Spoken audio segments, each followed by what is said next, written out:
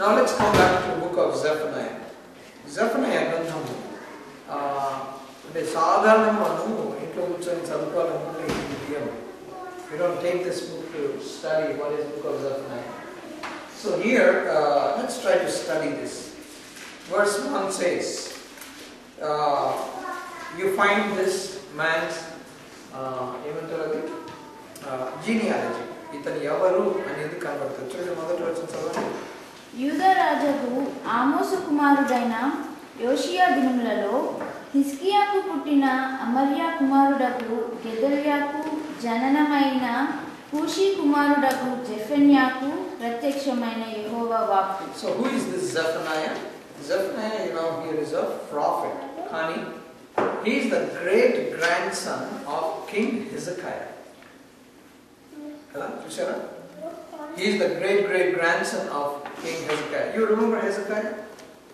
Hezekiah was a very powerful king, very godly man. So ఆయనకి ముని మనవడు అన్నమాట. And ఇతను జీవించిన కాలము ఎప్పుడు అని అంటే who was his contemporary? If you study who his contemporary was, Jeremiah was his contemporary.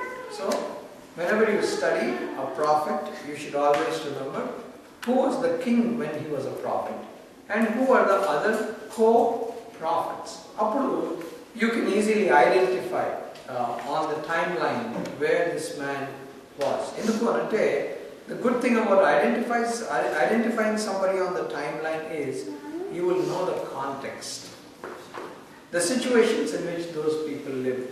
See, the times in which Solomon lived is different from the times of Jeremiah. So, who were the neighboring countries? What was the political situation of Israel those days? What happened to Israel? Was it still in captivity?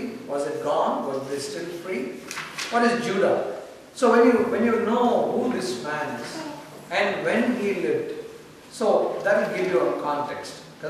Say for example, our grandparents, my grandparents, they don't know what is internet, right? And our kids, they can't live without internet. So there is a huge generation gap. So when I was logging on to www.net, definitely it is not grandfather's time, right? Because the internet came quite late. So how we can identify when this man lived? So Zephaniah. So during the reign of Josiah, son of Amon, king of Judah. Josiah anna maata vachina ventane you also remember another great man of God. రెండు సంగతులు మీకు చెప్పాలి. యూదా రాజులు కొంతమంది ఉన్నారు, ఇశ్రాయేల్ రాజులు కొంతమంది ఉన్నారు. ఇశ్రాయేల్ రాజులలో ఎవ్వరు కూడా మంచోళ్ళు లేరు, అందరూ చెడ్డోళ్ళు. All the kings of Israel were usually bad, but Judah had a few good kings.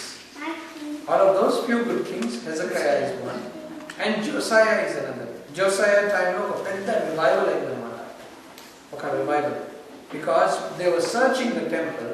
When they were searching the temple, they found the law, book of law. When they found the book of law, Josiah, he tore his clothes and he wept and he said, we have to celebrate, we have found the book of the law. So the context here is that there was a time of a great revival. Now, the context is people are now in a celebratory mode. People are enjoying. They say, wow, what a great revival. Atlanti time lo, what kind of a message should somebody bring? Yeah? What kind of a message, if you had an opportunity, when the celebration jarigindi, ఆ celebration జరిగినప్పుడు మిమ్మల్ని వచ్చి కొన్ని మాటలు మాట్లాడుతున్నారు. మీరు ఏం మాటలు మాట్లాడతారు సాధారణంగా? You will go with the flow, కదా? You will try to please them or maybe say చాలా చక్కగా జరిగింది, appreciate them and then go away, walk away. Book of Zephaniah is not like that. If you know the theme of the book of Zephaniah, ఈ book of Zephaniah లో ఎన్నో సార్లు, the most number of times, యెహోవా దినము అన్న మాట వస్తుంది. The day of the Lord. The day of the Lord అంటే it is all forecasting all big trouble. ఇప్పుడు అంత పెద్ద సెలబ్రేషన్ జరుగుతున్నప్పుడు దట్ ఒక స్పిరిచువల్ రివైవల్, ఒక స్పిరిచువల్ రివైవల్ జరిగినప్పుడు ఎవరన్నా వచ్చి ఇదిగో మీకు ప్రాబ్లం వస్తుంది అని అంటే ఎవరన్నా ఊరుకుంటారా? అస్సలు ఊరుకోం. I faced a situation like this. I faced a situation that I was thinking, Lord, did I do it right? What did I do? Is there anybody in the scripture who did that right? Just like this? Then I was studying and I found Zephaniah. The program jarigindandi, Johnny Weaver, you know Johnny Weaver? He came, he toured all over US. Appudu the concert ఒకటి జరిగింది. I was a part of that. అయిపోయిన తర్వాత next Sunday నేను వాక్యం చెప్పాలి అదే చర్చిలో, host చేసిన చర్చిలో. వాళ్ళకి అది పెద్ద అచీవ్మెంట్ అన్నమాట. ఎంత 700-800 మెంబర్స్ వచ్చారు వాళ్ళ చర్చిలో, 30-40 కూడా ఉన్నారు. అట్లాంటి చిన్న చర్చ్ 700-800 మందిని హోస్ట్ చేస్తే that is a very big thing. It was on cloud nine అన్నమాట. But God was telling me something else to talk about. Spiritual pride గురించి మాట్లాడమని దేవుడు చెప్తున్నాడు. నాకేమో ప్రభా ఇది ఏంది, నిన్ననే ఇంత గొప్ప జరిగింది, ఇది ఏమైనా కరెక్ట్ కాంటెక్స్ట్ ఏనా లేదా అని was struggling. God didn't allow me. He said you speak on that. I said okay, I will speak on that. So when I saw Zephaniah, I said, Lord, నా అంటోడు కూడా కొంతమంది see there's a big revival అప్పుడు ఈయన ఏమంటున్నాడు, don't be fooled అంటున్నాడు. చూడండి ఈ రోజులలో if you ask pastors, you talk to pastors, there's one word they want to hear and they want to see this happen. It's a revival. We need a great revival. అని ప్రతి చోట మనము ఈ మాట వింటూ ఉంటాం. At the same time, Zephaniah దినములలో ఉన్న సంగతి ఈ రోజు మనం ఉన్న సందర్భం కూడా ఎగ్జాక్ట్లీ సేమ్ లాగానే ఉంది. It's exactly same these days. ఆలోచించేయండి. The day of the Lord అంటే యెహోవా దినము, the day that's going to come. ఆ రోజు అప్పుడు అది నెబుకద్నెజర్ రాజు వచ్చి వారి మీద దాడి చేయాల్సిన సందర్భం. ఇప్పుడు మనకు మన యెహోవా దేవుడు మనకు తిరిగి రెండో రాకడ రావాల్సిన సందర్భం. సో కాబట్టి ఆ రోజులలో ఉన్న సంగతులు ఈ రోజులో ఉన్న సంగతులు almost same to same. So let's see what Zephaniah is trying to teach and tell us.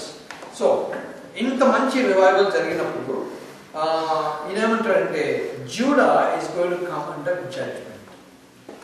Judah will come under judgment. ఏంటది? రెండో వచనం చదవండి. ఏమీ విడవకుండా భూమి మీద ఉన్న సమస్తమును నేను ఊడ్చివేసేదను. ఇదే యెహోవా వాక్కు. మనుషులనేమి పశువులనేమి నేను ఊడ్చివేసేదను. ఆకాశ పక్షులనేమి సముద్ర మత్స్యములనేమి దుర్జనులనేమి వారు చేసిన అపవాదములనేమి నేను ఊడ్చివేసేదను. Okay, now look at this very carefully. Verse 3 ఏమంటాడు? I will sweep away both men and animals. కదా, he is making pairs అన్నమాట. చూసారు కదా, he is making pairs, men and animals. అదొక లైన్. సరే మళ్ళీ చదవండి. మనుషులనేమి పశువులనేమి So he is pairing up men and animals. Okay, next he is also pairing up birds of the air and the fish of the sea. Birds of the air and fish of the sea. Why is he pairing up like this? Why is he pairing up men and animals? And why is he pairing up birds of the air and fish of the sea? It is because men and animals were created on the same day. Just like fish and the birds were created on the same day. Men and animals were created on the 6th day. The birds of the air and the fish of the sea were created on the 5th day.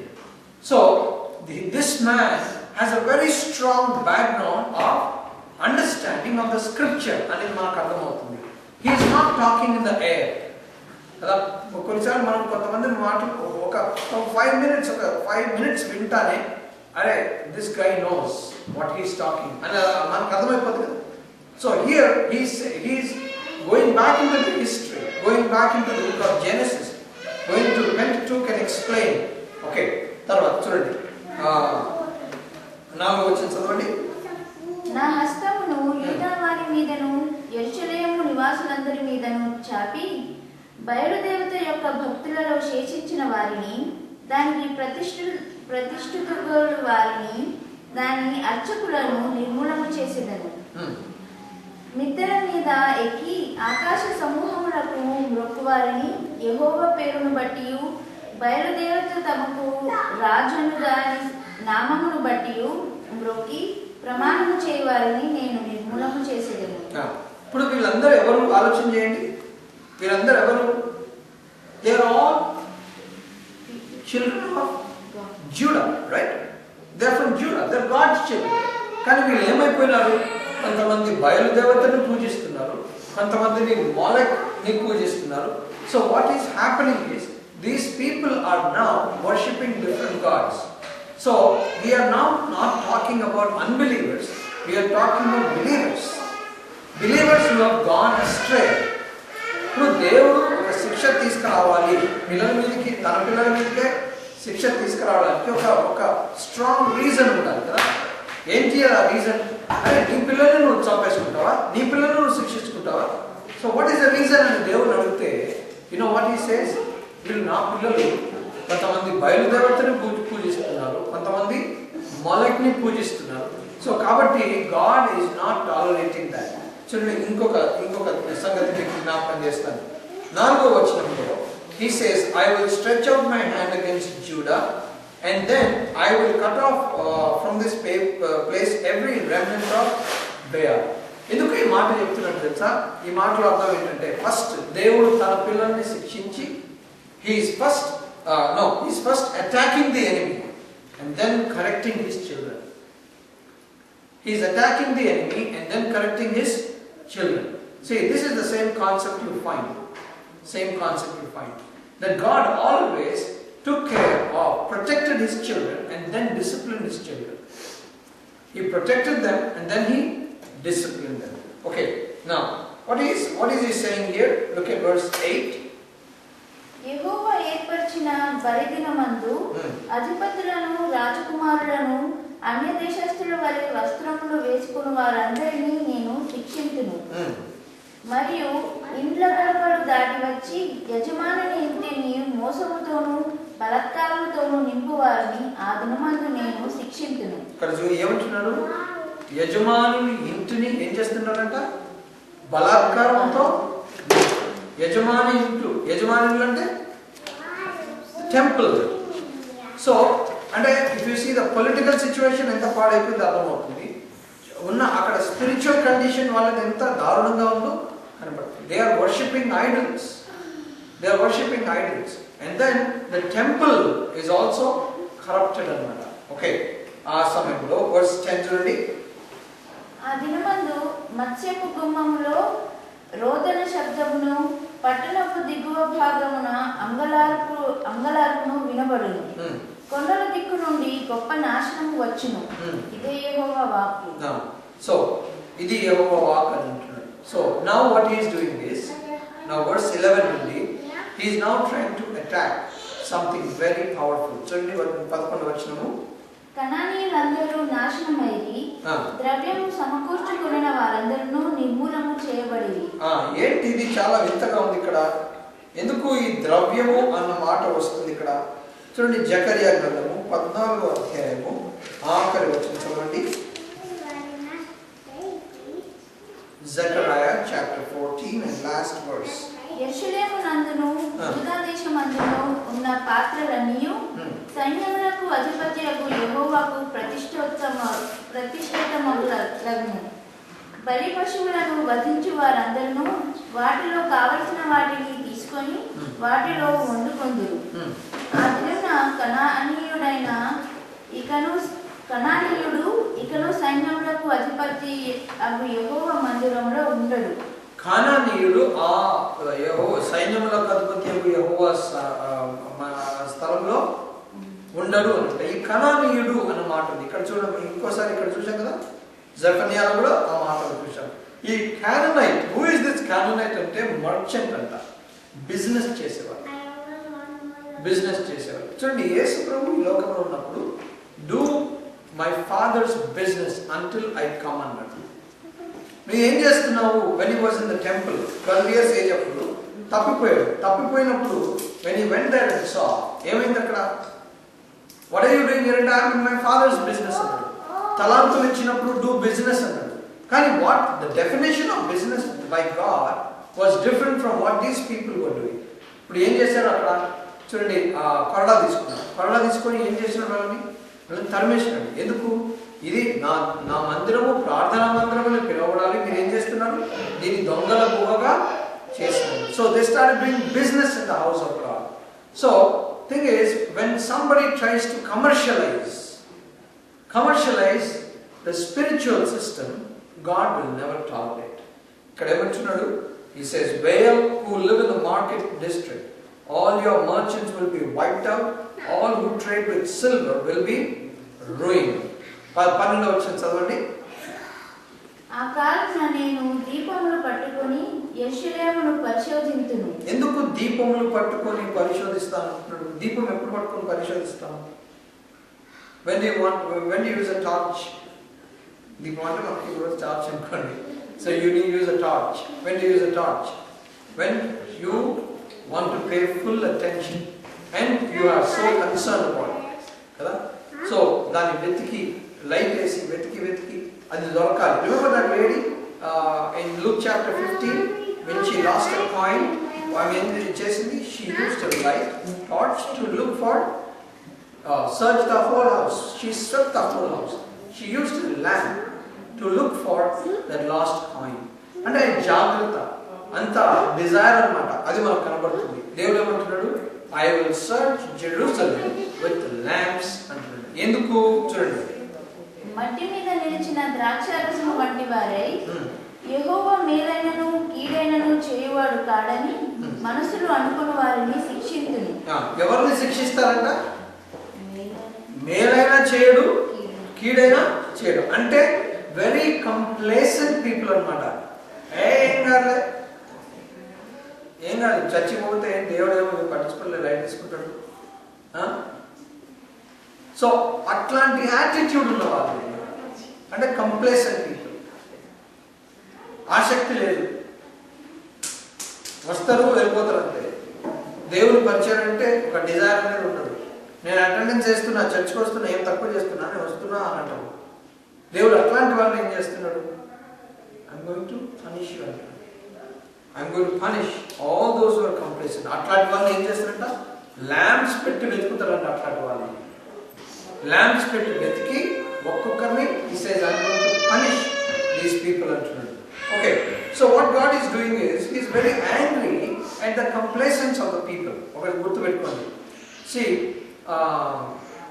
I was talking to some of the group one day, and this is how I tried to come up with this. చూడండి, ఒకప్పుడు spiritual growth కి, spiritual decline కి definition ఏంటి? ఎట్లా చెప్తాము?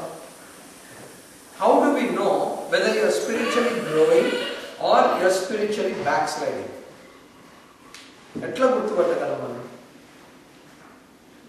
కదా, big question. I want to grow spiritually, or ఇంకొకటేమో you spiritually decline అవుతున్నాను. How can you tell? How can you tell? There are several definitions, several ways of telling it. One of them is what I would like to present. ఒకప్పుడు నీకు అది పాపము అనిపించనిది ఇప్పుడు పాపం అనిపించి నీ యొక్క సెన్సిటివిటీ టువర్డ్స్ సిన్ ఎక్కువైతే it means you are growing spiritually. కానీ ఒకప్పుడు అది పాపము అని అనుకున్న వాడివి అది ఇప్పుడు పాపము కాదు అంటున్నావు అనుకో, means to say you are becoming complacent. ఆలోచన చేశారా?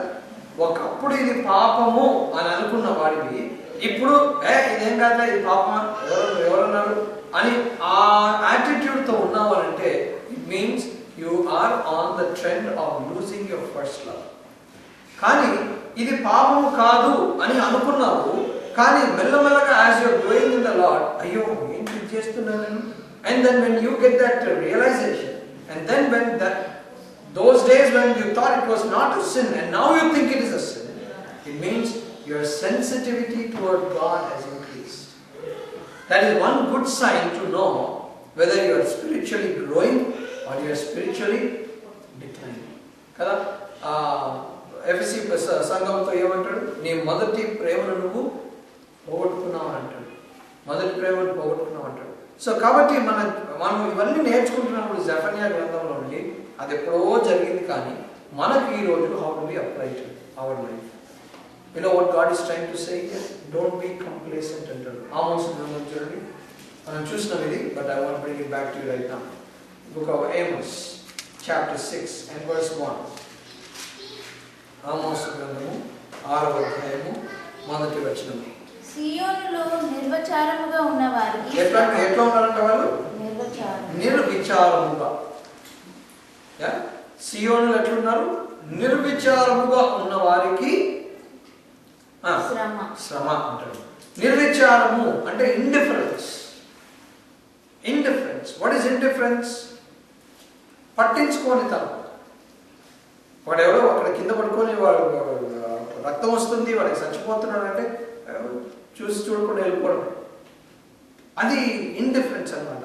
అంటే దేవుని విషయాలలో ఇండిఫరెన్స్ ఉన్న వారికి శ్రమ అని అంటాడు. జెఫన్యా గ్రంథంలో దేవుడు అదే అంటాడు. అంటే మీరంతా సెలబ్రేట్ చేసుకుంటున్న అంతా బాగానే ఉంది, కానీ మీ దగ్గర ఉన్న ఆ రియల్ ప్రాబ్లమ్ని మీరు గుర్తుపట్టట్లేదు. This afternoon I was with the church helping them design the strategy for a vision for their church. So వాళ్ళతో మాట్లాడుతూ ఒకటే చెప్పాను, చూడండి, if you want to grow spiritually, first you must plug the holes that are draining away your resources. కదా, gas tank ఉంది, ఒక whole ఉంది, మనం ఎన్ని గ్యాలన్స్ గ్యాస్ కొట్టినా అది పోతూనే ఉంటుంది, లీక్ అయితేనే ఉంటుంది. పోసిన ఆ కొంత గ్యాలన్స్ అన్న పని చేయాలి అంటే ఏం చేయాలంటే you must first plug that whole. ఇక్కడ ఒకవైపు ఏమో మాకు స్పిరిచువల్ రివైవల్ జరిగింది, Zosia was a wonderful king, ఎంత బాగా ఉన్నది అని అనుకుంటున్నారు, కానీ వీళ్ళలో ఎన్ని పాపాలు ఉన్నాయని వాళ్ళకి అర్థమవ్వట్లేదు. అర్థమవుతుందా? See, we want God to come and fill us spiritually. ప్రభు ఆత్మతో నన్ను నింపు అని మనం అడుగుతున్నాం, కానీ దేవుడు ఏమంటాడంటే అక్కడ అన్ని హోల్స్ ఉన్నాయి కదా, నేను ఎట్లా how can I do that అంటున్నాడు. And we don't realize that we have those holes. We don't realize that we are so lackadaisical అన్న మాట అంటారు అక్కడ. We are so complacent. మనకేం పట్టించుకోవట్లేదు. లైఫ్ బాగానే జరుగుతుంది అండ్ see priorities ని బట్టి డిఫరెన్స్ వస్తుంది కదా, డిఫరెన్స్ వస్తుంది. So in the discussion, one of them said, we don't have time on the other. I said, hold on. How many hours do you have in a day? 24 hours. And how many hours do you have in a day? 24 hours. The whole world has 24 hours. Don't you ever say that you don't have time. You have time, but you don't have time for God. Because priorities change అవుతుంది. దేవుడు అందరికీ 24 గంటలు ఇచ్చాడా? How comes one fellow gets time and you don't get time?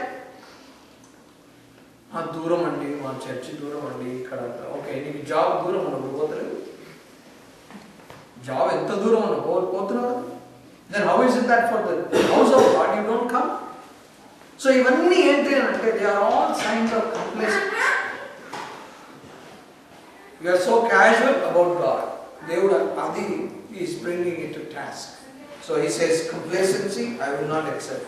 And you are worshipping, ఇప్పుడు they are worshipping the Baal, Molech gods అన్ని కూడా చేస్తూ they don't realize that they are doing it wrong. అది కదా చాలా strange thing. ఇప్పుడు tile కుట్టినోడు కంట లేదంటే పాము కాటేసినోడికి చక్కెర విషంగా అనిపిస్తుంది అంట. మన టేస్ట్ బడ్స్ కూడా మారిపోతాయంట. అర్థమవుతుందా? చక్కెర ఎంత తీయకూడదు, కానీ అది తినిపియండి చేదుగా ఉందని అంటాడు. ఎందుకు? వాడి బాడీలో విషం ఉంది. పాపం కూడా అంతే కదా, ఏదైతే మేలైందో అది దేవుడు ఎరగని వాడికి ఇస్తే ఇదంతా వేస్ట్ అని అంటాడు. కానీ ఒకసారి మనోనేత్రములు తెరవబడినప్పుడు then you will realize and say, wow, this is something wonderful. So ఇక్కడ ఏంటంటే the people are not realizing they are in the wrong track. So God says you are complacent. So therefore I will bring the day, that day అంటాడు. 15వ వచనం చూడండి. ఆ దినము ఉగ్రత దినము, శ్రమయు ఉపద్రవమును మహానాశనమును కమ్ము దినము, అంధకారమును గాఢాంధకారమును కమ్ము దినము, మేఘములను గాఢాంధకారమును కమ్ము దినము.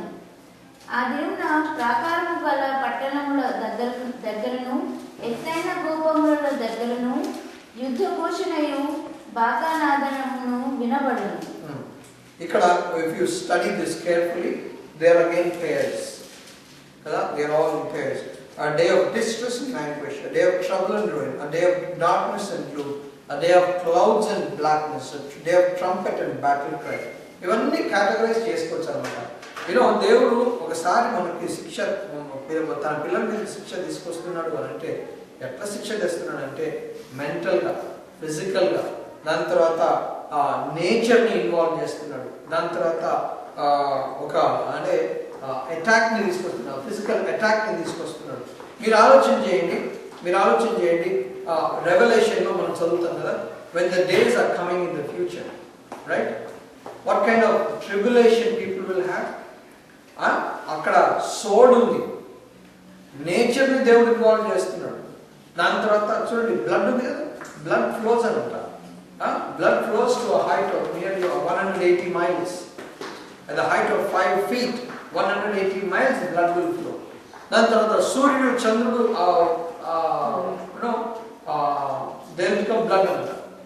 Moon will become blood another. So God is involving, boils వచ్చేస్తాయి.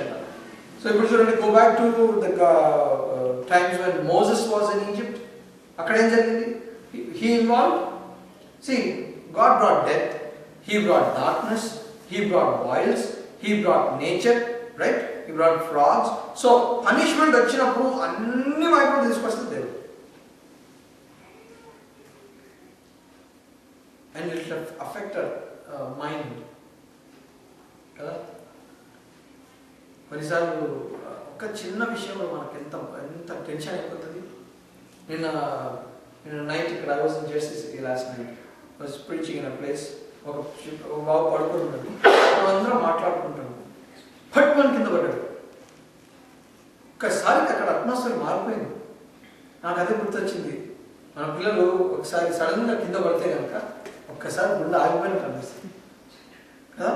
అప్పుడు మీరు మిలియన్స్ ఇవ్వండి, కోట్లు ఇవ్వండి, నాకు అవసరం లేదు. I want to see the safety of my child. ఎంత మెంటల్ బ్లాక్ లాగా అయిపోతుంది, ఎంత భయం వస్తుంది మన పిల్లలకి ఏమన్నా అయితే కదా. దేవుడు అట్లాంటి భయాన్ని కూడా పెట్టిస్తాడు మనకి. ఇట్స్ నాట్ జస్ట్ పనిష్మెంట్ ఇచ్చినప్పుడు కాబట్టి it is terrible to fall in the hands of the lord అని మాట ఉంటుంది. సో ఇక్కడ దేవుడు వీళ్ళని శిక్షిస్తున్నాడు. చూడండి 18వ వచనం చూడండి. యెహోవా ఉగ్రత దినమున తమ వెండి బంగారములు వారిని తప్పింపలేకపోవును కదా. వెండి బంగారములు కూడా ఆ రోజున నన్ను తప్పించమన్నట. చాలా మంది ఏమనుకుంటారు తెలుసా, నా దగ్గర డబ్బులు ఉన్నాయి కదా, నేను డబ్బులతో నేను బయటపడగలను, I can escape this trouble, I can use my money, I can use my power, influence అని అనుకుంటారు. దేవుడు ఏమంటున్నాడు? పనికిరాదు, యూ కెనాట్ ఎస్కేప్ ట్రబుల్. కాబట్టి దేవుడు ఇవన్నీ చూస్తూ ఉన్నాడు వీళ్ళు ఏం చేస్తున్నారు. కానీ He is giving them a long hope. He is giving them time and opportunity. Kani, they are not realizing it. So therefore, God is so angry at these people. Arojna ni vendi mangalalu. Nijanga, I have seen a lot of rich people and a lot of rich people. వాళ్ళ situations ఎట్లయిపోతాయి అంటే కొన్నిసార్లు మనందరికి problems వస్తాయి, కానీ వాళ్ళు మనకంటే చాలా better because financial కదా, they have lot of money, they live in luxury. కానీ వాళ్ళ టైమ్ ఆఫ్ డెస్పరేషన్ కూడా నేను చూసాను. వాళ్ళ ఫ్యామిలీలో ఎవరికైనా బాగలేనప్పుడు ఆ కొడుకుని బాగా చేయమని, వాళ్ళు బతికితే చాలనుకోని వాళ్ళు when they come down to the knees and come to the point of desperation, అప్పుడు అనిపిస్తుంది బాబా ఎంత డబ్బు పెట్టుకొని కూడా ఎంత డెస్పరేట్ సిచ్యువేషన్కి వచ్చేసింది కదా. అంటే దేవుడు శిక్షించే దినంలో మన డబ్బు ఏమి కూడా పనికి. Many times we try to manipulate the system and think, in our mind, I have money, I can take care of it. God says no. Chapter 2. Okay, verse 1. సిగ్గుమాలిన జనులారా కూడి రండి, పొట్టుగాలికి ఎగురునట్లు సమయం గతించుచున్నది. విధి నిర్ణయం కాకమునిపే, యెహోవా కోపాగ్ని మీ మీదకి రాకమునిపే మిమ్మల్ని శిక్షించుటకై యెహోవా ఉగ్రత దినము రాకమునుపే కూడి రండి. ఏమంటున్నాడు ఇక్కడ? ఆ ట్రబుల్ ఇంకా దూరంలోనే ఉంది. ట్రబుల్ అయితే వస్తుంది. Babylonian Kingdom is going to come. వాళ్ళు వచ్చి అటాక్ చేస్తారు. They going to come and attack you. But అంతలోపు యు హ్యావ్ టైం. అంతలోపు I will show you one words and I think you should underline it in your Bible. లూకాసు వార్త 12వ అధ్యాయము ఆఖరి వచనం. లూకాసు వార్త 12వ అధ్యాయము ఆఖరి వచనం. చూడండి, మాట జాగ్రత్తగా చూద్దాం. నీవు కడపట్ 58 చెప్పండి సిస్టర్. వాదించు వానితో కూడా అధికారి యొద్దకు నీవు వెళ్ళుచుండగా అతని చేతిలో నుండి తప్పించుకొనుటకు త్రోవలోనే ప్రయత్నించాలి కదా. నీవు త్రోవలోనే ప్రయత్నం చేయాలి. ఏమంటున్నాడు? As you going with your adversary to the magistrate. నీకు ఎవరితో గొడవ ఉందో వాడితోటి నువ్వు సరే పదరా కోర్టు పోదాం అని పోతున్నావు అనుకో, కోర్టుకి పోయే లోపే నువ్వు వాడితో ఏమన్నా కాంప్రమైజ్ కుదిరించుకో. లేదు అని అంటే ఏమవుతుంది? చదవండి. లేదు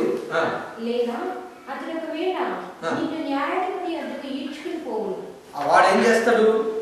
నిన్ను న్యాయాధిపతి వద్దకు ఈడ్చుకొని పోతాడు. ఈడ్చుకొని పోయినప్పుడు న్యాయాధిపతి నిన్ను బంట్రౌతునకు అప్పగించును. న్యాయాధిపతి నిన్ను బంట్రౌతుకు అప్పగిస్తాడు. ఏది? జడ్జి ఏం చేస్తాడు? నిన్ను పోలీస్ కస్టడీకి పంపిస్తాడు. బంట్రోతు నిన్ను చెరసాలలో వేయును.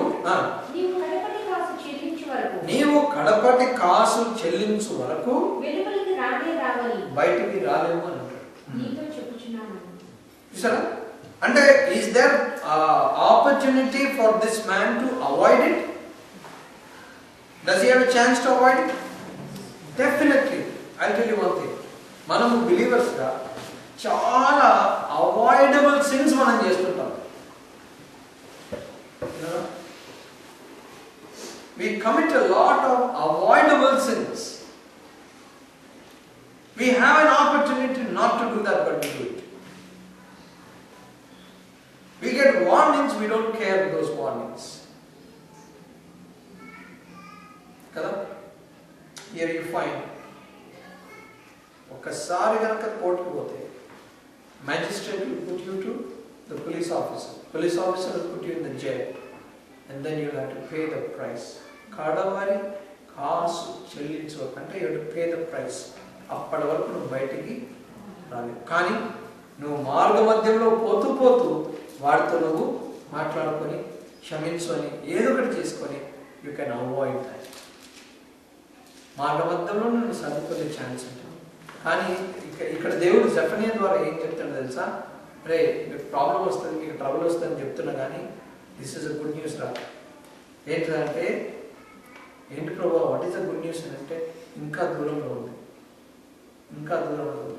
ఇది మీకు కొంతమందికి మీకు ఎట్లా అర్థమవుతుందో నాకు తెలియదు కానీ మేము ఓక్లహోమాలో వచ్చాము. ఓక్లహోమాలో ఉన్నప్పుడు మాకు టోర్నడోస్ వస్తుంటాయి. టోర్నడోస్ వచ్చినప్పుడు మేము రేడియో వింటుంటాం, న్యూస్ టీవీలో చూస్తుంటాం. అది వస్తుంది వస్తుంది వస్తుంది అన్నప్పుడు అది ఎక్కడో దూరంలో ఉంది అనగా ఇప్పుడే ఆ సైలెన్స్ మోగుతుంటాయి, వార్నింగ్ వచ్చేస్తుంటుంది. ఏం చేయాలి మనం? Go to the shelter. అది ఎక్కడో దూరంగా ఉండగా మనకు వార్నింగ్ వచ్చింది అని అంటే అది మనల్ని సేఫ్గా ఉంచడానికే ఆ వార్నింగ్ వచ్చింది. అంతలోపు మనం సర్దుకొని వెళ్ళిపోతే మన ప్రాణాలు దక్కుతాయి. Suppose you don't heed to that warning. ఒకటి గుర్తుపెట్టుకోండి, దేవుడు వాక్యంలో ఆది కాండం నుండి ప్రకటన వరకు మీరు చూడండి, ఎవరిని కూడా వార్నింగ్ ఇవ్వకుండా పనిష్మెంట్ ఇవ్వలేదు. This is a beautiful concept you'll find.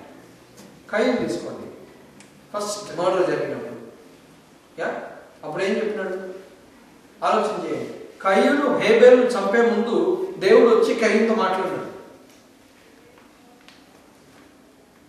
వెంటనే జరిగిపోయింది. అయిపోలేదు అదంతా. వీళ్ళిద్దరు అర్పణ అర్పించారు, దేవుడు కయీను దాన్ని యాక్సెప్ట్ చేయలేదు, హేబెల్ దాన్ని యాక్సెప్ట్ చేశాడు. వాడికి జలసి వచ్చేసింది. జలసి వచ్చేస్తే you know who came to speak to him? God came to speak to him. So when God came and spoke to him, gave him the warning, he should have heard that warning. అది వినకుండా what he did is he went ahead and killed his brother. Elisha తీసుకోండి, Elisha గెహాజీకి warning ఇచ్చాడు. Right? You see, every stage God kept giving warnings. So ఇక్కడ కూడా వీళ్ళకి warnings ఇస్తున్నాడు. కాబట్టి ఆ టైం వచ్చే ముందే మీరు జాగ్రత్త పడాలి. చూడండి జెఫన్యా 2:3 చదవండి. దేశంలో సాత్వికులై ఆయన న్యాయ విధులను అనుసరించు సమస్త దీనులారా యెహోవాను వెదకుడి. మీరు వెదకి వినయం గలవారై నీతిని అనుసరించిన ఎడల. Let's look at this verse carefully. మళ్ళీ చదవండి అన్నమాట. మీరు వెదకి మొదలుపండి. దేశంలో సాత్వికులై ఎవరిని సంబోధిస్తున్నాడు? సాత్వికుడిని సంబోధిస్తున్నాడు. సాత్వికుడు అని అంటే meek people. Okay, now let me clarify one more thing. What is the difference between meek person and a humble person?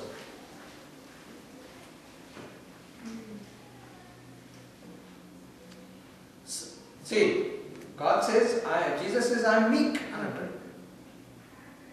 మీక్ సాత్వికునికి ఒక హంబుల్ పర్సన్ కి డిఫరెన్స్ ఏంటి? సాత్వికుడు అనంటే నష్టం చేయగలిగిన కెపాసిటీ ఉన్నా కూడా చేయనివాడే సాత్వికుడు. అర్థమైందా? I can do a lot of harm to you, but I will not do that. యేసు శిలువ మీద ఉన్నాడు, ఆయనని ఇన్సల్ట్ చేస్తున్నాడు. ఆయన కిందికి వచ్చి వీళ్ళని ఒక్కసారి ఒక మాట చెప్తే మొత్తం నాశనం అయిపోయి ఒక్కొక్కడు. గెత్సేమనే తోటలో ఆయన నేనే ఎవరిని వెతుకుతున్నారంటే మేము నజరేయుడైన యేసును వెతుకుతున్నామంటే నేనే అన్నాడు. They fell like dead bodies. When they fell like dead bodies, don't you think he could have done the same thing on the cross? He was still conscious. He is God. He has still power. He can do it. Kani he didn't do it. Adi satvika. I can do it. I can hurt you, but I will not hurt you. So don't count meek people as weak people. Don't take my silence as weakness and another. And ultimately, if I really want to harm you, I can do that. సాధారణంగా young boys, కొంతమంది young boys కొంతమంది ఇట్లా చెప్తుంటారు. నాకు బాగా గుర్తు, మేము చర్చ్కి వెళ్తున్నాం, విజయనగరం కాలేజీలో మా చర్చ్ ఉండేది. మేము బస్సులో పోతుంటే నాతో వచ్చినాడు, ఒకటితో గొడవ పడ్డాడు. ఏదో సీట్ గురించి గొడవ పడితే సడన్గా కామ్ అయిపోయింది. కామ్ అయిపోతే జ్ఞానం పడిపోయింది. ఏమైంది అంటే అంటున్నాడు, అరే నేను చర్చికి పోతున్నా కాబట్టి నువ్వు బచ్చాచుకున్నావు అంటున్నాడు. నేను చర్చికి పోతున్నా కాబట్టి నువ్వు తప్పించుకున్నావు అంటే కాలేజీకి పోతే కనుక కొడతావా? So what he says is I can harm but I am not. So ఇక్కడ దేవుడు ఏమంటున్నాడు చూడండి, అట్లాంటి వాళ్ళకి మాట చదవమా ఇంకోసారి. దేశములో సాత్వికులై ఆయన న్యాయ విధులను అనుసరించు సమస్త దీనులారా యెహోవాను వెదకుడి. మీరు వెదకి వినయం గలవారై నీతిని అనుసరించిన ఎడల. దీనులను మీరు వినయం కలిగి ఉండండి అంటున్నాడు. ఇదేంటి విడ్డూరము? గర్విష్ఠులు మీరు వినయం కలిగి ఉండండి అని అంటే అది మేక్ సెన్స్ కదా. You are already humble. He says ఈ humble people you humble yourself అంటున్నాడు కదా. ఇప్పుడు గర్వముగా ప్రవర్తించే వాళ్ళని నువ్వు తగ్గించుకోవాలి అని అంటే అది వ్యాలిడ్. వీడు ముందే తగ్గించుకున్నాడు నువ్వు ఇంకా తగ్గిండాలి అంటున్నాడు దేవుడు కదా. He says seek righteousness, seek humility. ఎవరితో అంటున్నాడు? All you humble of the land. ఈ humble people be humble అన్నాడు. చూడండి అది చాలా కష్టం, చాలా కష్టం. హంబుల్ పీపుల్కి హంబుల్గా ఉండండి అని అంటే అప్పుడు you will find if really that fellow is humble or not. కదా, నేను చేస్తున్నా కదా అని అంటారు కదా, I'm already humble, right? No, there is a rebellion. So God is trying to say you have to be really humble. Okay, let's move on. ఈ 4-5 వచనాలలో మీరు చూస్తే కనుక God is talking about how he is going to judge the surrounding nations. Gaza, Ashkelon, Ashdod, ఎక్రాన్, ఫిలిస్టీన్స్, వీళ్ళందరినీ కూడా దేవుడు శిక్షిస్తానంటున్నాడు. ఎందుకు శిక్షిస్తానంటున్నాడు చూడండి. You should underline this words in verse 8, chapter 2 and verse 8. చదవండి. మోయాబు వారు చేసిన నిందయు, అమ్మోను వారు పలికిన దూషణ మాటలను నాకు వినబడెను. వారు నా జనుల సరిహద్దులలో ప్రవేశించి అతిశయపడి వారిని దూషించిరి. నా జీవము తోడు మోయాబు దేశం. దేవుడు ఏమంటున్నాడండి? నా పిల్లలు మీరు మీకు విరోధముగా వీళ్ళందరూ పలికిన మాటలు నేను విన్నాను అని అంటున్నాడు కదా. దేవుడు ఇంకోసారి మనకు జ్ఞాపకం చేస్తున్నాడు, ఎవరైతే నీకు విరోధంగా మాట్లాడతారో నీకు వినపడకపోవచ్చు కానీ దేవుడు అవి వింటున్నాడు. యెషయా గ్రంథం 51వ అధ్యాయంలో దేవుడు మన శత్రువుల పట్ల ఏ విధంగా ప్రవర్తిస్తాడు అన్న మాట కనబడుతుంది. చూడండి, 51వ అధ్యాయము 7-8 వచనాలు. యెషయా 51, 7, 8 చదవండి. నా మాట విని నా బోధన హృదయంలో ఉంచుకున్న జనులారా ఆలకించుడి. మనుషులు పెట్టు నిందకు భయపడి భయపడకుడి. వారి దూషణ మాటలకు దిగులు పడకుడి. వస్త్రములు కొరికి వేయునట్లు చిమ్మట వారిని కొరికి వేయునట్లు. You know what is talking about? Moth. ఏమైతుంది? అది ఎంత పాడైపోతుందంటే బట్ట ఎంత స్ట్రాంగ్ ఉన్నా కానీ ఇట్లా పట్టుకుంటే ఇట్లా ఊడిపోతుంది మొత్తం. It will become pieces. బట్ట అంత పీసెస్ అయిపోతుంది, చిమ్మట పడుతుందండి. చదవండి.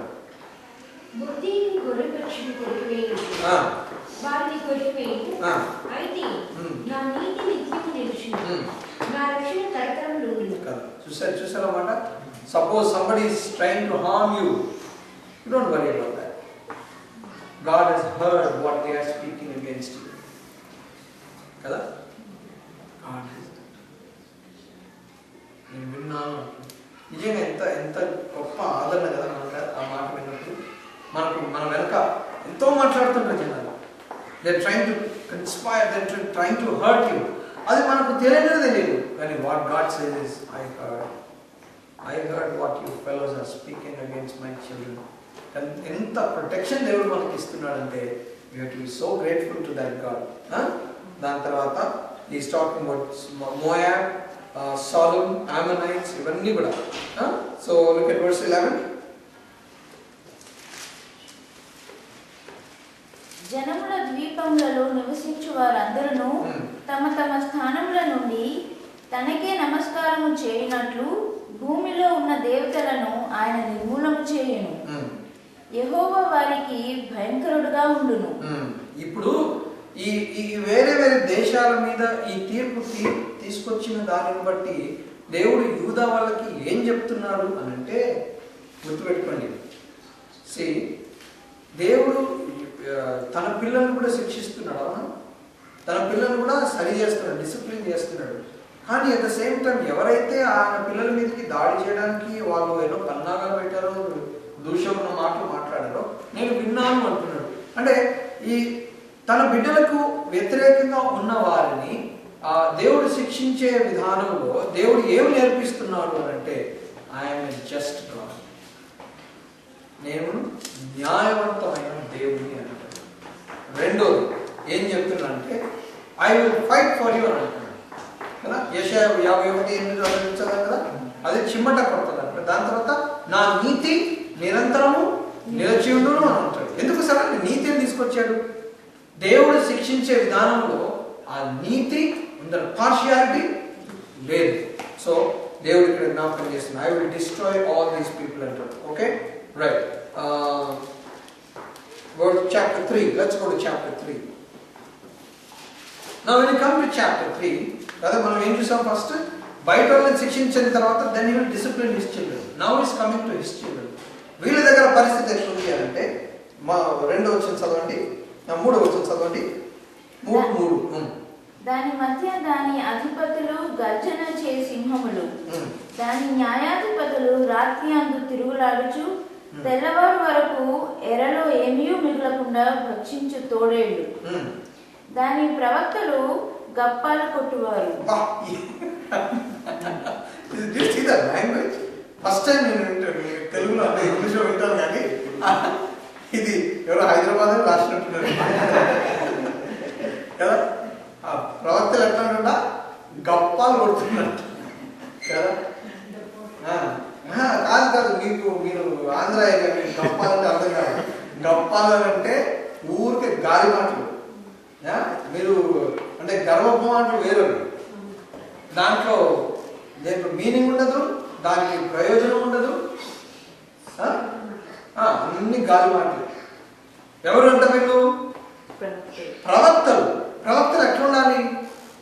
దేవుని మాట ఉన్నదన్నట్టు ప్రజలకి చెప్పాలి. కానీ వీళ్ళు ఎట్లా గప్పాలు కొడుతున్నారు. చదవక విశ్వాసఘాతకులు. దాని యాజకులు ధర్మశాస్త్రమును నిరాకరించి ప్రతిష్ఠిత వస్తువులను అపవిత్రపరుతురు. అయితే న్యాయం తీర్చు యెహోవా దాని మధ్య ఉన్నాడు, ఆయన అక్రమము చేయువాడు కాడు.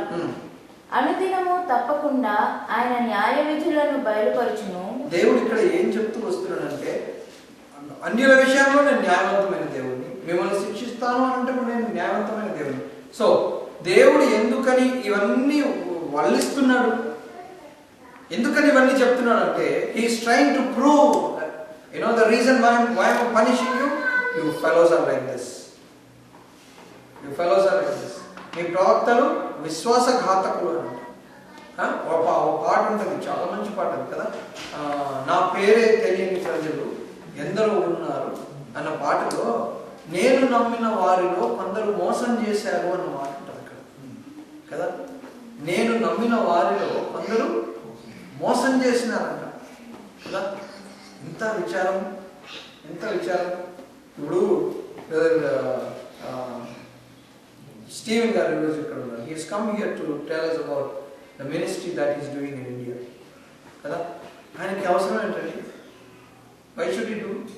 అంత కష్టపడాల్సిన అవసరం ఏముంది? రైట్?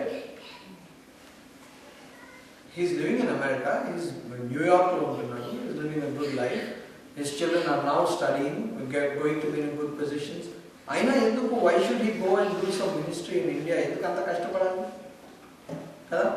ఒకవైపు ఏమో ఇట్లాంటి వాళ్ళు ఉన్నారు, ఇంకోవైపు ఎట్లున్నారంటే విశ్వాసఘాతకులు అంటారు. నాకు చాలా బాధిస్తుంది అన్నమాట వింటుంటే. విశ్వాసఘాతకులు అంటే నేను నమ్మిన వారిలో కొందరు మోసం చేశారు.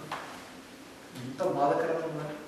దేవుడు అట్లాంటి పరిస్థితి మీ మధ్య ఉంది కాబట్టి మిమ్మల్ని శిక్షిస్తాను అంటున్నాడు. చూడండి 6-7 వచ్చిన చదవండి. నేను అన్యజనులను నిర్మూలము చేయగా వారి కోటలను పాడగును, ఒకవేళ సంచరించకుండా వారి వీధులను పాడు చేసి ఉన్నాను. జనము లేకుండాను వాటి అందెవరునూ కాపురం ఉండకును వారి పట్టణములను లయపరిచిన వాడును నేనే. దాని విషయమై నా నిర్ణయం అంతటి చొప్పున మీ నివాస స్థలము సర్వనాశనము కాకుండానట్లు నా యందు భయభక్తులు కలిగి శిక్షకు లోబడుదురని నేను అనుకుంటుని. సో ఇక్కడ ఏమంటున్నాడు తెలుసా ఈ మాటలు 6-7 వచనాలలో? అన్యుల విషయంలో నేను ఇట్లా ప్రవర్తించినాను, అన్యులకు నేను ఇట్లాంటి తీర్పు తీర్చినాను, కాబట్టి still you fellows don't learn lessons కదా. ఇప్పుడు God is judging the other people because of sin X, and because of sin X the people got punishment Y. Now God's children are committing sin X, so what should they expect? Punishment Y kada. So that is how God will be a just God. వీళ్ళు ఏమనుకుంటున్నారు? వాళ్ళు దేవుడు వాళ్ళని శిక్షిస్తే మమ్మల్ని ఎందుకు శిక్షిస్తాడు అని అనుకుంటున్నారు. They're taking him for granted. But if he is a just God, వాళ్ళని శిక్షించినప్పుడు వీళ్ళని కూడా శిక్షించాలి కాబట్టి వాళ్ళని చూసి వీళ్ళు బుద్ధి తెచ్చుకోలేదంట. They didn't learn the lesson. That's a tragedy. So అందుకని God is angry with them. 8th verse చూడండి. The language will be very good. కాబట్టి యెహోవా సెలవిచ్చు వాక్కు ఏదనగా, నా కొరకు కనిపెట్టుడి. వెయిట్ ఫర్ మీ అంటున్నాడు కదా. Wait for me. ఇది ఎట్లా ప్రిన్సిపల్ స్టూడెంట్స్తో మాట్లాడుతుంది. నేను తిరిగి వస్తాను, రౌండ్ వేసుకొని వస్తాను అంటున్నాను. అంటే అప్పటికి భయం బిల్డ్ అవుతూనే ఉంటుంది కదా. మా ప్రిన్సిపల్ ఉండేవాడు 8th క్లాస్లో, నేను చెన్నైలో చదివేటప్పుడు పోతూ ఎవరన్నా ఏదో తుంట పని చేస్తున్నాను అనుకో, వెయిట్ ఇన్ మై ఆఫీస్ అనేవాడు. అంతే, వెయిట్ ఇన్ మై ఆఫీస్. ఆఫీస్కి రమ్మన్నాడంటే కథం అయిపోయింది స్టోరీ. మనకి ఏదో ఉంది అక్కడ. God says, wait for me. So God is trying to pull this fellow to task. Right. దాని తర్వాత verse 9 చూడండి.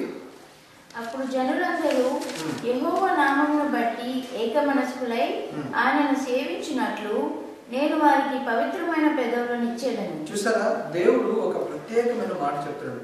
ఈ మాట ఎప్పుడు చెప్తున్నాడు తెలుసా? He says, when I pull you to task. దాని తర్వాత చివరిగా ప్రతి ప్రవక్త ఒక మాటతో ముగిస్తారు. ప్రతి ప్రవక్త మీరు ఇప్పటివరకు చదివిన వాటన్నింటిలో మీరు ఒక సంగతి చూస్తారు. ఏంటంటే రెస్టోరేషన్. మీరు పోగొట్టుకున్నది మళ్ళీ తిరిగి నేను మీకు ఇస్తాను. కాబట్టి దేవుడు దేంతో మొదలు పెడుతున్నాడు చూడండి. దేంతో I will purify your lips అని అంటున్నాడు. I will purify your lips. ఎందుకు? You know, this is what we used to speak, right? This is what we used to speak. అంటే నీ మాటల్లో కూడా పవిత్రత రావాలి అని దేవుడు కోరుతున్నాడు. చూడండి, యెషయా విజన్ వచ్చినప్పుడు నేను అపవిత్రము గల పెదవులు గలవాడను అని అంటాడు కదా. నేను దేవుని సింహాసనం మీద కూర్చోవడం చూసినప్పుడు నా శరీరంలో ఏ భాగము బాగలేదని చెప్పారండి? నా పెదవులు అపవిత్రమైన. అప్పుడు దేవదూత వచ్చి ఆ టాంగ్స్ తీసుకొని ఆ కోల్ తీసుకొచ్చి ఆయన పెదవుల్ని. సో ఇక్కడ what we see is God's purpose of judgment. దేవుడు ఎందుకు శిక్షిస్తున్నాడు? I'll tell you one thing different here. The difference between the way God is judging the outsiders, though it is the same judgment, the purpose is different. కదా, ఆలోచన చేయండి. అన్యులని దేవుడు శిక్షించినప్పుడు ఎందుకు వాళ్ళని శిక్షిస్తున్నాడంటే వాళ్ళు ఆయన బిడ్డలని వాళ్ళు హర్ట్ చేసినందుకు వాళ్ళ పక్షాన, తన బిడ్డల పక్షాన దేవుడు నిలబడి అన్యుల్ని శిక్షిస్తున్నాడు. సరే, తన పిల్లల్ని ఎందుకు శిక్షిస్తున్నాడు అని అంటే అది బుద్ధి చెప్పడానికి శిక్షిస్తున్నాడు. It's a kind of a discipline, though it is the same act. You see, same punishment. Sin next ki punishment why? Kani why are giving that punishment? Anante there are two different reasons. For outsiders, it is because you hurt my children. For his children, why? Anante because I want you to come closer to me. Adi difference. Okay, that's why he says, I will purify your lips anante. Kada? దాని తర్వాత 11వ వచనం చదవండి. ఆ దినమున నీవు దుఃఖితులకు దీనులను యెహోవా నామమును ఆశ్రయించు జనశేషముగా నీ మధ్య ఉండనిత్తును. ఇశ్రాయేలీయులలో మిగిలిన వారు పాపము చేయరు, అబద్ధమాడరు. చూసారా, వాళ్ళు పాపము చేయరంట, అబద్ధమాడరంట. చదవండి. కపటము నాడు నాలుక వారి నోట ఉండదు. వారు ఎవరి భయము లేకుండా విశ్రాంతి గల వారై అన్నపానములు పుచ్చుకొందురు. ఇట్లాంటి పరిస్థితి దేవుడు తీసుకొస్తున్నాడు. దేవుడు శిక్షించేది ఎందుకన్నమాట? It is for a correction, for a better life. దాని గురించి దేవుడు వారిని శిక్షిస్తానంటున్నాడు. చూడండి 17వ వచనము. నీ దేవుడైన యెహోవా నీ మధ్య ఉన్నాడు. ఆయన శక్తిమంతుడు, ఆయన మిమ్మును రక్షించును. ఆయన బహు ఆనందముతో నీ యందు సంతోషించును. నీ యందు తనకున్న ప్రేమను బట్టి శాంతము వహించి నీ అందరి సంతోషము చేత ఆయన హర్షించును. కదా, ఎంత మంచి మాటలు కదండి. The Lord your God is with you. He is mighty to save. He will take great delight in you. He will quiet you with his love. He will rejoice over you with singing. And God is enjoying his children. కదా, God is enjoying His children. కదా? So దేవుడు ఏం చేస్తున్నాడంటే ఈ journey అంతట్లో ఏం చెప్తున్నాడంటే మీకు ప్రాబ్లం వస్తుంది.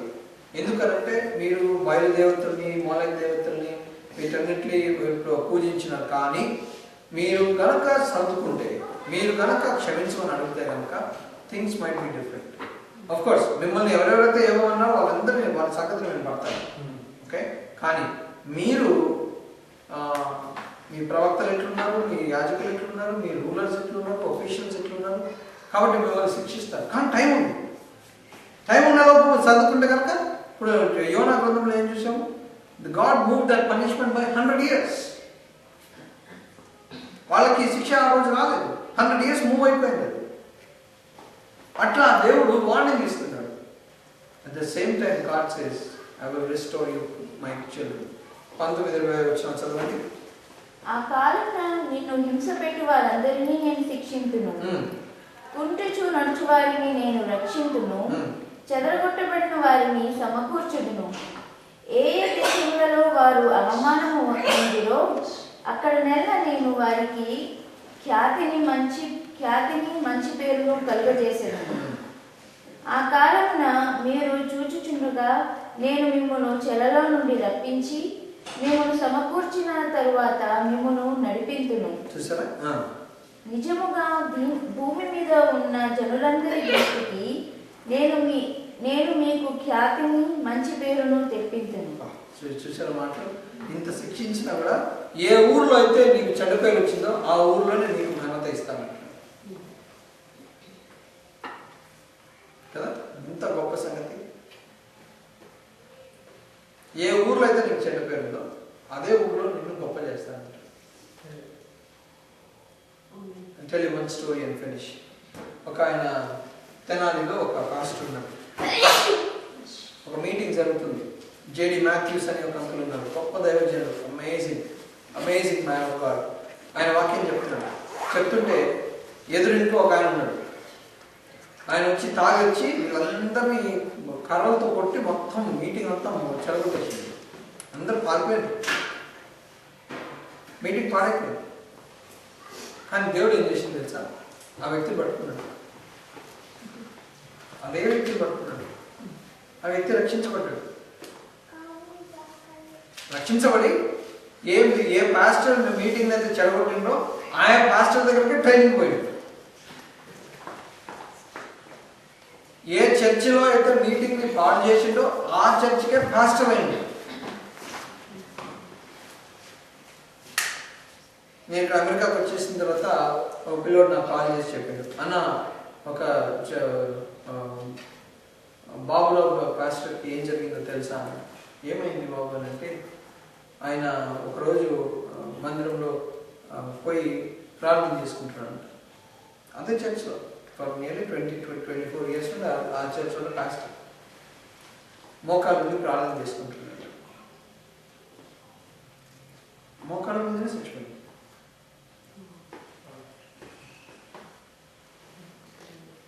మోకాళ్ళ నుండి చచ్చిపోయింది. ఏ చర్చిలో అయితే మీటింగ్స్ పాడు చేసిందో అదే చర్చికి పాస్టర్ అయ్యి అదే మందిరంలో మోకాళ్ళ మీద పరలోకానికి వెళ్ళిపోయినాయి.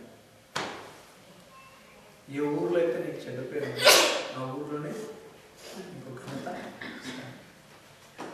దేవుడు తన పిల్లల్ని ఏ విధంగా I will restore the fortunes of my children అన్నట్టు. సో జెఫన్యా గ్రంథంలో మనం ఏం నేర్చుకున్నామంటే, God will punish definitely, but మనల్ని తన బిడ్డలుగా ఉన్న వారిని పనిష్ చేసే ఉద్దేశంలో ఏంటంటే it is to bring us closer to him and he will fight our battles. The one who speaks against you, నువ్వు వినకపోవచ్చు కదా, వీటికి వెనక ఎన్నో మాట్లాడతారు, కానీ దేవుడు అంటాడు నేను విన్నాను. Don't you worry, I am with you, I will restore your fortunes. So అట్లాంటి దేవుడు మనం ఉన్నందుకు we are so grateful. May God help us. Now you know what is in Zephaniah, right? Yeah, Zephaniah. So usually మనం చదవం, but that's the whole idea. Next week we'll do a book of Haggai. All right. So let's pray, and then after that, Brother Stephen will give his missions report, what he's doing for the Lord. ప్రేమగల మా పండుగ తండ్రి, కృపణ దేవ, ఈ రాత్రి సమయానికి ఇంకోసారి వస్తున్నాం. జపనీయ ద్వారా ప్రభావ మీరు మాకు నేర్పించిన చక్కటి పాటలు బట్టి ఉన్నామయ్యా.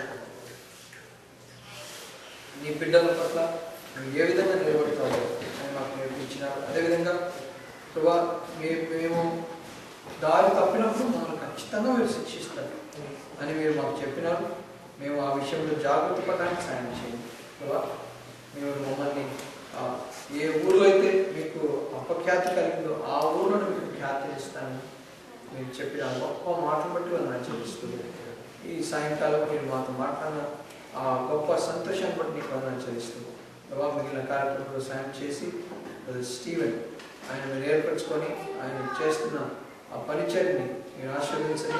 ఇప్పుడు మాకు కొన్ని సంగతులు చెప్పబోతుండగా ప్రభా మీరు ఆ మాటని ఆశీర్వదించమని యేసు నామములో ప్రార్థన పెడుతున్నాం.